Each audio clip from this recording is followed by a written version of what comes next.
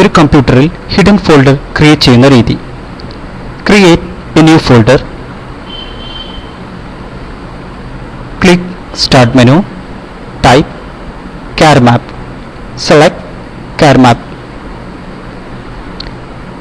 തുടർന്ന് കാണുന്ന വിൻഡോയിൽ നിന്നും ഒരു ബ്ലാങ്ക് ബ്ലോക്ക് സെലക്ട് ചെയ്യുക. അതിനുശേഷം അത് കോപ്പി ചെയ്യുക. പിന്നീട് നാം ക്രിയേറ്റ് ചെയ്ത ഫോൾഡറിൽ റീനെയിം, റൈറ്റ് ക്ലിക്ക്, പേസ്റ്റ്. തുടർന്ന് നാം ക്രിയേറ്റ് ചെയ്ത ഫോൾഡറിൽ right click, properties, customise option, click change icon, okay, apply.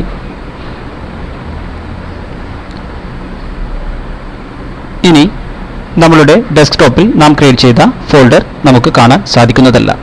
ആ ഫോൾഡർ കാണണം എന്നുണ്ടെങ്കിൽ മൗസ് ഡ്രാഗ് ചെയ്ത് നമുക്ക് ഫോൾഡർ വ്യൂ ചെയ്യാവുന്നതാണ്.